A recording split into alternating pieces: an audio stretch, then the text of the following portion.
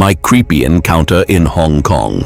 This is A Stories by King Chico Original. In 2000, I arrived in Hong Kong to purchase clothes I'd be selling back in the USA. I was a fashion designer and often did my own designs in HK before taking them overseas. Business was booming and life seemed perfect. It was my first time in Hong Kong and the experience felt surreal.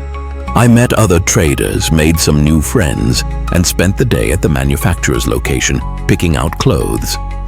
The evening came and we packed our purchases.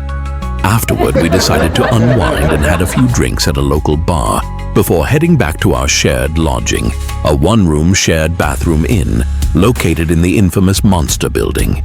For those who don't know, Monster Buildings are notorious in Hong Kong for their massive maze-like architecture. These high-rise complexes were once primarily used for small apartments and business spaces, but they have since become overcrowded with residents living in cramped conditions.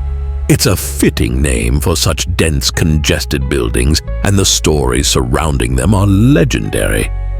Anyway, I thought nothing of it. The room was modest but clean with nice sheets, both a hot and cold shower, and the usual amenities.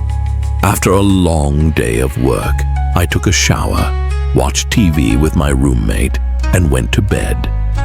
Then, around 2 a.m., things took an unsettling turn. The room suddenly grew cold. I woke up, puzzled, and noticed the air conditioning had been turned down. As I went to adjust it, that's when I saw her standing near the door. A woman in white.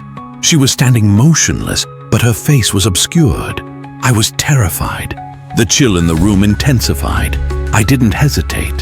I bolted past her, not stopping to look, and rushed to the door. My heart was racing, my legs shaking. My roommate, now awake, caught me before I reached the door. He turned on the light and looked around, but the woman in white had vanished. I tried to explain what I saw, but he just laughed it off, brushing it aside.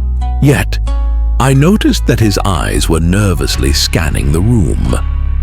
We didn't speak of it again. I tried to shake off the experience and went back to sleep. The next day, I finished my business in Hong Kong and headed back to America. I lost contact with my roommate shortly after, since this was back in 2000 before smartphones and social media. I sometimes wonder what happened to him and whether he ever experienced anything unusual in that same building. As for me, I still think about that night. The lady in white, the coldness in the room, and the eerie silence that followed. To this day, it remains one of the strangest encounters I've ever had. If you enjoyed this story, please subscribe, share, and like our channel. Maybe you have a story you want us to bring to life. Email us and watch us tell your story in the most realistic way. Now take care and God bless.